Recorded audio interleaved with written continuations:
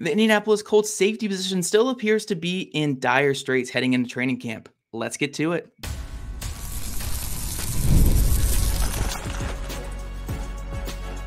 You are Locked On Colts, your daily Indianapolis Colts podcast. Part of the Locked On Podcast Network, your team every day. Thank you all for tuning in and making us your first listen of the day. This is your daily podcast covering your Indianapolis Colts, part of the Locked On Podcast Network, your team every day. Hello, everyone. I'm Zach Hicks of HorseshoeHuddle.com, your favorite film nerd in the local market and hopefully in the surrounding markets as well. We are talking safeties today on this Colts roster to finalize our positional preview series that we've been doing over the course of the past month, I believe, here on this channel. We spread them out just a little bit there just to get them all in here before training camp. And yeah, we're talking the safety position, which is probably the most volatile or controversial position on the roster right now. The starters look okay on paper. The depth less okay on paper. And then ultimately we have that big question of should the Colts go out there and grab a veteran to really solidify what they have on the back end of this defense. So today we're going to break it up by talking about the starters, talk about the key backups and reserves on the team, and then round it out by just going over our overall expectations for this position group. And ultimately, again, do we think they need to go out there and get somebody else just to add some top end talent to the group? Well, let's start with the starters and the guy who ultimately, if he were not to have returned to the team in free agency this year, we'd be talking about an even more dire position group, and that is Julian Blackman. Julian Blackman was a free agent this offseason. The Colts waited a couple weeks to re-sign him in the open market. He actually visited a couple teams. I believe he visited or had interest from the Buffalo Bills, and I believe the San Francisco 49ers were in there as well on him. But ultimately comes back to the Colts on a 1-year, $3.19 million contract. That's a great contract, honestly, for the Colts. I mean, if I'm being very frank here, $3.19 million over 1 year for a player who had just a breakout season, a career high season in so many different categories. I know the safety market was a bit watered down and has been a bit lackluster so far this offseason, but Blackman, a really good player for this Colts team last year, and the Colts get him back on a very, very small 1-year contract. I mean, you can't ask for much more from this Colts management, but Julian Blackman last year made the move to free safety for this Colts defense. He hit career highs in interceptions, in which he had 4 last year, had career high in snaps on defense, which is massive for a player with him and his injury history. He hit 987 snaps last year, which barely beat out his rookie number for snaps on defense. He had his most tackles of his career, 72, had the most stops overall in his career, 30, and he also had the lowest missed tackle rate of his career, which was below 10%, which when I talk about the other safeties on this Colts roster, that's going to feel like a more important metric there when we're talking about these other guys. But yeah, Julian Blackman did a lot of really good things for this Colts team. I know, when Gus Bradley first came in 2022, it was a bit interesting to see what the Colts were going to do with him, because Blackman was initially supposed to be that free safety over the top, and then he made the transition to strong safety after he came back from injury, and it just didn't really flow super well. They had Rodney McLeod in here as well, and McLeod was getting a little bit more of the snaps. They tried Blackman at slot corner at times, and it just wasn't working super well. So, you could argue in a lot of ways that 2022 was his worst season as a pro. Then he comes into this season, he's taking over for McLeod at strong safety. I believe I said earlier free safety. I meant to say that they moved him to strong safety prior to this past season, so forgive me for that. But they moved him to strong safety to take over for Rodney McLeod, and he just thrived in that role all season long. I mean, he was really, really effective in that strong safety role. When there were moments where he would flip back and play some free safety, he showed great range and athleticism, did a really good job in the box. And again, took those missed tackles down as low as it could go. Did some really good things for this Colts team, had some really great flashes. And for a defense that really struggled to force turnovers, especially on the back end, him having 4 interceptions last year and leading the way on this defensive secondary, I mean, it was just massive. He was that closer that the Colts really didn't have, from anyone else last season whatsoever. So Julian Blackman, the Colts getting him back on a $3.19 million contract, solidify that strong safety spot. The Colts have already kind of confirmed that he's going to be the starting strong safety yet again this season. big re-signing, and I expect another really big season from him as long as he can stay healthy. That's really always been the biggest thing for him. It was a really positive sign last year to see that he hit 987 snaps, nearly hit that 1,000 snap mark on defense. But can he go a full season without missing any games? Like, it's fine to get some nicks and bruises here throughout the season, but when the Colts really needed him in those final games of the season, he was out with that injury he suffered against the Atlanta Falcons, and he missed the final 2 games, which were essentially playoff games for the Colts. Now, I'm not going to hold that against the player because injuries happen, but health is a virtue when it comes to the NFL. Health is a massive thing for defensive players or for just players in general. So Julian Blackman missing those games certainly hurt, and it might have contributed to him only getting this $3.19 million contract on the open market. But at the end of the day, Julian Blackman coming back is a positive thing for the Colts. Did some really good things last year, and hopefully, just hopefully, he can stay healthy and improve on these career highs that he set last year at that strong safety position. The other presumed starter as of right now is third-year safety Nick Cross, who's going to take over at free safety. Cross was a player who his rookie season, he got the first start of the season as a rookie, as like a 20-year-old rookie, 21-year-old rookie, whatever it was. Super young player. The Colts traded up to get him, a lot of expectations, and it just did not go super well. He was actually starting at strong safety, I believe, in his first couple games, and then he got supplanted by Rodney McLeod, and he just didn't see the field again really at all during his rookie season. Then we flash forward to last year with this Colts team, and Nick Cross was again finding himself in that safety 3, safety 4 role as Rodney Thomas was starting alongside Julian Blackman to start the year, and then Cross had to slowly work his way into the starting lineup. Now, when he did get into that starting lineup later in the season, it was hit or miss. Like, it wasn't bad. There were some bad moments, especially in that final game against the Houston Texans, where he allowed a touchdown in the back of the end zone to there was a tight end, I believe, that caught it for the Texans in that game. It was like a 1-yard touchdown. And then also he blew the coverage on that big opening play to Nico Collins. It should have been quarters coverage. He didn't get deep in his zone, and Juju Brents was left on an island to look foolish in front of a national audience. Those mistakes happen, but we also saw the very positive flashes, like the Pittsburgh Steelers interception, like a couple of the big-time tackles he made as a third safety or coming down in the box when he was, coming out there for his couple starts last year. So I don't want to sound too negative on Nick Cross, because overall it wasn't a terrible season from him by any means. It's just still another question mark at this safety position. Like Julian Blackman, we feel good about. That's a good starting strong safety. He's going to do good things for the Colts next year. As long as Blackman's on the field, the Colts have one really good starter. When it comes to Nick Cross, it's more so like, are we going to get positive progression? Are we going to get positive play from him next year? Or is it going to be a bit volatile again like it was last year and some hit or miss moments? Now, again, it's hard to hold a ton of it against him, because when he had his down moments last year, that was when he was playing alongside a linebacker playing safety in Ronnie Harrison. Ronnie Harrison was his running mate those final 2 games of the year, and that's really where Cross struggled, when he had to be the primary playmaker and cover a lot more ground in those final 2 games. When he was out there with Julian Blackman, it was pretty positive. Like it was a pretty positive showing from him. So it's really hard to say exactly what we're going to be getting from Nick Cross next year. I'm going to lean a little more optimistic because it is the offseason and because he is a young ascending player. And if he can put it together, we could see some good things. But ultimately, he's not the guy where, if you're competing for a playoff spot, you're going to feel 100% perfect about him going into the season. There is a question mark there. But the big thing for him is turning the flashes into more consistency next year. Finishing tackles. I know the missed tackle rate jumped up a little bit late in the season once Blackman was out of the lineup, especially in those final 2 games of the year. He started missing a lot more tackles, and it started hurting the Colts in a lot of different ways.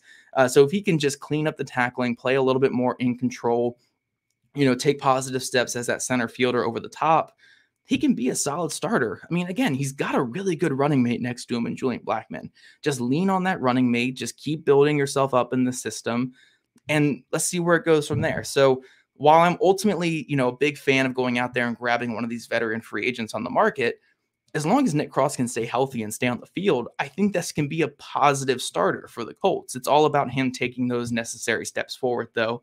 But you guys let us know in the comment section what you think about Nick Cross potentially starting all 17 games next year. Is this a big thing for the Colts? Is this a worrying thing for the Colts? Let us know in the comment section below. We're going to transition now into some depth safeties on the team, which maybe just depth safety at this point on the team that's worth talking about, because there's really only one other guy that factors into this safety race here in training camp. But first, passion, drive, and patience. The formula for winning championships is also what keeps your ride or die alive. eBay Motors has everything you need to maintain your vehicle and level it up to peak performance. Superchargers, roof racks, exhaust kits, LED headlights, and more. Whether you're into speed, power, or style, eBay Motors has got you covered. With over 122 million parts for your number one ride or die, you'll always find exactly what you're looking for. And with eBay Guaranteed Fit, your part is guaranteed to fit your ride every time or your money back. Because with eBay Motors, you're burning rubber, not cash. With all the parts you need at the prices that you want, it's easy to make your car the MVP and bring home huge wins. Keep your ride or die alive at ebaymotors.com. Eligible items only. Exclusions apply. eBay Guaranteed Fit only available to U.S. customers. And Locked On Sports fans, are you guys watching Fox Sports or ESPN on your TV all day? Have to turn down the volume with all that shouting? Make the switch to Locked On Sports today. A free 24/7 sports streaming channel is programmed for you every day to bring you the biggest stories without all the screaming. Locked On Sports today brings you can't-miss analysis, opinions, and news, streaming 24/7 on YouTube or on the free Amazon Fire TV channels app, part of the Locked On Podcast Network, your team every day. All right, Locked On Colts fans, we're continuing this talk about the Colts safety depth chart, which is not the prettiest right now on the Colts roster. I mean, look, 2 weeks ago or 2 shows ago, whatever it was, we talked about defensive ends and how it's a very difficult cut at the very bottom of the defensive end group. When it comes to safety, it's not the hardest cut in the whole world. We have 3 guys who we think are going to make it, a 4th guy who has a decent chance, and then there's the rest on the roster right now. The 3rd guy that we're talking about with this group, though, who is maybe the biggest question mark on the whole roster, because who knows what's going on with him at this point, is Rodney Thomas II. Now, Rodney Thomas, a former 7th-round pick out of Yale 2 years ago, he took over that starting role from Nick Cross. He took it from Julian Blackman in 2022, had a breakout rookie campaign where he had 4 interceptions and had some really good high-level moments as a rookie. It all kind of came crashing down to earth in his 2nd year this past year. I mean, we have to remember this guy was entrenched as the starter alongside Julian Blackman going into the season last year. Like, he was that guy. It wasn't even a question if Nick Cross was going to take the role from him in the coaching, in the eyes of the coaches. And then it got to the point, though, in terms of his play on the field last year, where come week 17, come week 18, the Colts had the chance to start him alongside Nick Cross in those final couple games. And instead, they ultimately put out Ronnie Harrison at safety, a guy who they've been working at linebacker all season long. So instead of putting Thomas out there in those final 2 games, those playoff type games, in some capacity, he played a total of 3 defensive snaps in those 2 games. And those were in 2 games where Julian Blackman was out. So he had the opportunity to get out there, but the coaching staff had just lost that much trust in him or wanted to do something differently. Whatever it was, he didn't see the field in 2 games where your 3rd safety probably should see the field. So from being benched last season for Nick Cross to just being a guy where the coaching staff isn't even looking your way in 2 must-win games, you know, Rodney Thomas has had a big fall from grace in this Colts organization. Now, I'm not going to say it's all over for him. He's still a fairly young player. I think he's only 25 years old, 26 years old. So there is still room for him to win back what he lost in the coach's eyes. But we're at the point now with Rodney Thomas where, again, going into last year, we're saying, okay, cool, this is a nice, interesting young starter at free safety who had 4 interceptions as a rookie, and we can see what he can do, to now looking at him as, like, if it weren't for the weakness of this just overall depth at safety, would he even be making the roster right now? Just because last year was such a downgrade in his play. So it's really interesting to see what will happen with him this offseason. There are some positives with Rodney Thomas, don't get me wrong. 6 interceptions through 2 years as a 7th-round pick is very fantastic. I don't want to slight him in any way for that production. 6 interceptions in 2 years for a guy who was maybe not going to make the roster. Fantastic for him. Great for him. I think there have been some good flashes in coverage. Overall, as that deep free safety, he finds the ball well, he tracks the ball well, and he comes away with some interceptions. But last year, I think the biggest issue that just really broke him in terms of the trust in the coach's eyes really came down to that missed tackling. The missed tackles were, for lack of a better term, abhorrent. I mean, they were abhorrent last year. The missed tackles, he had 23.3% missed tackle percentage, by far and away the most on the team. It felt like, again, just by percentage wise, we're talking 1 out of every 4 tackle attempts he had last season. We're going to end in him missing the tackle or just falling off the guy. Like, he was just such a liability in terms of tackling. And I know at free safety, it's not as pressing as it is at strong safety, but we're talking about the last line of the defense, especially in this cover 3 defense where you're going to have your free safety over the top. You can't have a guy who's that big of a liability. I mean, when we look at Nick Cross missed some tackles late last season too, but his missed tackle percentage was closer to like 11, I believe it was 11% or 12%. That's a pretty big difference than 23.3%, which is what it was with Rodney Thomas. So if Thomas can figure out the tackling, I don't think it's as big of an issue having him on the roster. But if he's going to miss all these tackles like he did last year, it's very, very hard to play him on defense because that's such a liability on the back end of your defense. But I don't think that the book is completely closed on Thomas, and part of that is due to the overall lack of depth at the position. Like, maybe if Daniel Scott is healthy, which, we can talk about that too real quick, that Daniel Scott tore his Achilles and he's going to be out. So that just lessens the competition a little bit right there. But maybe if Scott is healthy, he can push Thomas like off the roster or towards like the backer end of the roster. But at this point, like, it's Thomas or nobody. It's really Thomas is the only guy who can be that third safety right now for the Colts. So he's going to have to step up and really improve over what he did last year. Again, I'm not going to say it's done for him because he's a bigger player. He's still kind of young in terms of his NFL play. 6 interceptions through 2 years, very positive. It's not completely out for him, but he definitely needs to turn it around in terms of that tackling and that reliability there on the back end if he wants to see any snaps this next season.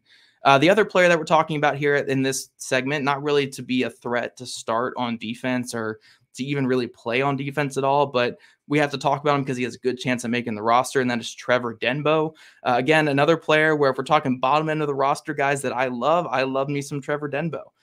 Former undrafted free agent who I believe he made the roster as a rookie, but then was placed on IR and then kind of got waived and was on and off the roster his entire rookie season, was on the roster for basically all of last year, led the Colts with 13 special teams tackles. He was, I believe, 3rd on the team in special team snaps with 324. The tackles that he led the team with was 13. Yeah, if I didn't mention that there. Did a lot of good things as a core 4 guy. He played on all 4 special teams units. And he very much seems like one of those guys that Brian Mason is going to say, hey, if I get to keep 4 or 5 guys, it's going to be the Denbos and the Stewards and those type of guys that I need on my special teams. So Denbo seems like a guy who is like a soft lock for the roster just because of that special teams ability that he brings to the team. Denbo will be a big player on the new special teams unit as well. I mean, again, we don't know what's really going to play into that, but Denbo with his size, good physical safety, a little over 200 pounds, who's done some good things. I really think that he's going to be a big asset on the new special teams units too. So yeah, I think Denbo is going to be a part of this roster next year. I don't think he's a player who factors in any capacity on defense, but at this current moment, when you're looking at the Colts safeties, if Julian Blackman goes down, it's either Denbo or Ronnie Harrison, right? Going at strong safety. Maybe you look at, Carlisle at strong safety or something like that. I'm not too sure. But you're not putting Rodney Thomas at strong safety. And they showed last year when Blackman went down, they didn't want to move crossover to strong safety and put Thomas at free safety. So, I mean, if Julian Blackman goes down, it might be Denbo at strong safety on Sundays. So I don't know. We're 1 injury away from maybe Trevor Denbo being a starter on this team, if that doesn't just sum up the safety group perfectly right there. But yeah, I mean, Trevor Denbo, I do think is going to make the team. Big time special teamer, did a lot of good things last year. I just don't think he factors too much into, the race for snaps on defense in any regard. I think he had a total of like 6 defensive snaps last year, and they were mostly in mop-up duty. So he's not really going to be a threat on defense, but Trevor Denbo, really good special teamer. We love to have him. We love ourselves some special teamers there on the Colts roster. But coming up, we're going to finalize this group by talking about the other contenders on the roster, or kind of contender on the roster. Some interesting things the Colts could do at safety, and ultimately, please just sign somebody. Just sign somebody for this group, please. All right, Locked On Colts fans, we are back with our final segment on safety in the final group of our positional preview series. Again, there's no special teamers in my eyes. They don't exist in terms of kickers and punters. They're fake. So this is the final positional group of the position preview series. Marcel Dabo is the final safety I wanted to talk about today because, I mean, maybe it's just throwing a dart at the dartboard at this point. I don't know if he really factors into this too much, but the Colts clearly have some kind of interest in Marcel Dabo. He's a player they've had in the organization for a couple years now. He came over on the international pathway system. They've had him on the practice squad as that kind of extra practice squad body for a couple years.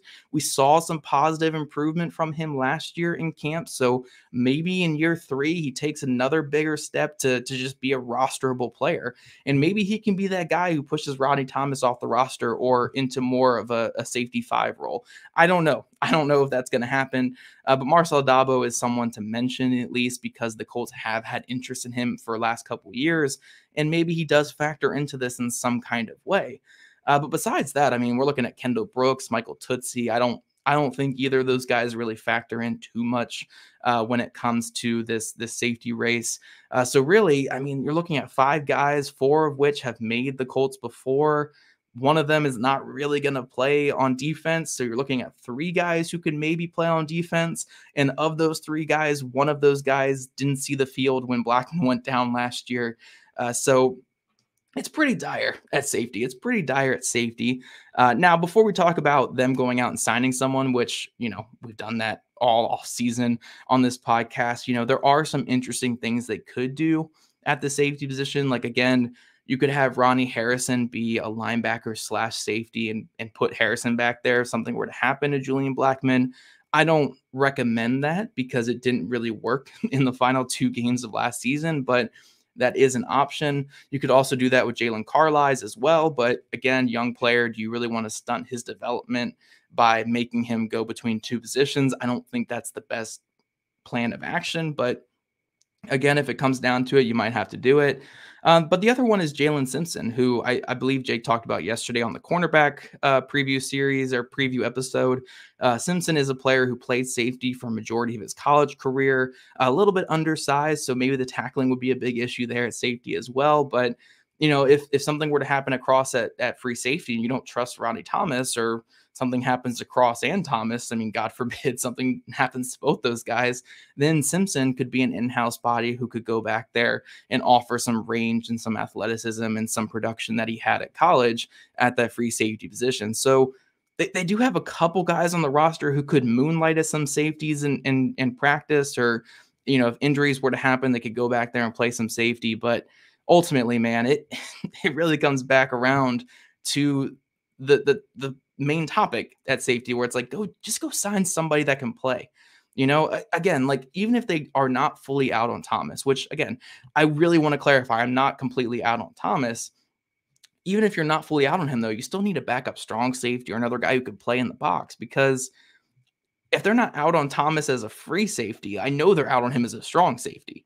Like, you're not playing him at all at strong safety, and they don't want to move Cross around too much. So you got to at least get somebody on the open market that can play some strong safety. It can just be a guy who's played, 5-6 years in the NFL and has a couple dozen snaps on defense that you feel better about, because, like, there has to be someone better out there who could play on defense than Kendall Brooks and Michael Tootsie, Marcel Dabo, and even Trevor Denbo, who I think makes the roster but doesn't play much on Sundays. There's got to be somebody out there that you could play at strong safety as a depth player, or just another guy that you can bring in for camp just to compete with the guys on the roster. And then, obviously, if you want to go even higher end and move Nick Cross to that safety 3 role, go get a Justin Simmons, go get a Quandre Diggs. Those guys are still out there. I know Marcus May was taken off of the free agent pool the other day when he signed with the Dolphins, but there are still options out there as of right now. But the longer the Colts wait, the lesser and lesser those options are going to be. And ultimately, it's going to be, again, where you're one injury away in the safety group from it being a complete disaster. I don't know if there's going to be a Mike Mitchell out there this time for the Colts to sign just to fix everything if an injury were to occur, because I don't really know what the solution is if one of these two starters goes down. Again, how much do you trust Thomas at this point if you're the Colts? How much do you trust Denbo getting out there? How much do you trust Dabo getting out there? Whoever it's going to be, I don't know where that trust is. Like you could go into this offseason saying, look, the two starters, Blackman, we feel really good about. Cross, we feel fine about, like whatever it's going to be. We're optimistic about Cross. That's perfectly fine. The starters you're feeling okay about. But what happens if something happens to those guys? At other positions on this roster, they have solutions. If something happens to Kwity Paye, they have Laiatu Latu to throw out there, or Tyquan Lewis. Perfectly fine. If something happens, to Bernhard Raimann, which would be awful, they have Blake Freeland and other guys who they have at least invested in to put out there. But if something happens to Nick Cross, you got nobody. If something happens to Julian Blackman, you have nobody on this roster. Like, at least go out there and get somebody that you feel comfortable putting on the field if an injury were to occur. It doesn't have to be some star player. It can be just a guy who's been around the league a couple times. Like, that's fine. Just get somebody who can actually play back there and give you some decent snaps. So at the end of the day, look, I don't think the Colts need to go get a Justin Simmons. If you still want to play this kind of slow and see what you can do with Nick Cross and see if Nick Cross can be your cheaper solution to that free safety position, then by all means, go with Nick Cross. But they at least need somebody back here behind them in case something were to happen, because the last thing we want with this Colts team, again, is for them to be one injury away from going from a playoff team to a team that just misses the playoffs. We've seen this way too many times in the past, where we're, especially at safety too, like Andrew Sendejo coming in here and starting games for the Colts, Mike Mitchell coming in and starting games. At least he was, a bit of a godsend for this team. But like, gosh, like, we don't want to be one injury away at safety again. Like, go get somebody who can at least give you some decent snaps if he were to get on the field. That's all I ask here when it comes to safety. So you guys can let us know what you think in the comment section, because I'm exasperated just talking about this one topic all off season long. Go get a safety. Go get a safety. Please, somebody who can play on the field. Or maybe one of these young guys just show me up in training camp, whatever it's going to be.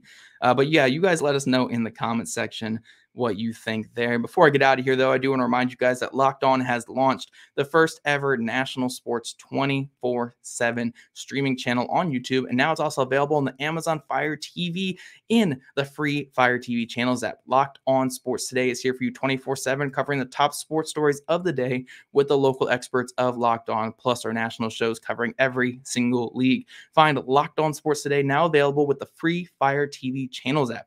And if you guys don't already, make sure you're following at Locked On Colts, at Jake Arthur NFL, and at Zach Hicks 2, all on Twitter. Also, subscribe to us on YouTube, wherever you list your podcast. We love your guys' ratings, reviews, and we'll catch you guys back here next week on Tuesday afternoon.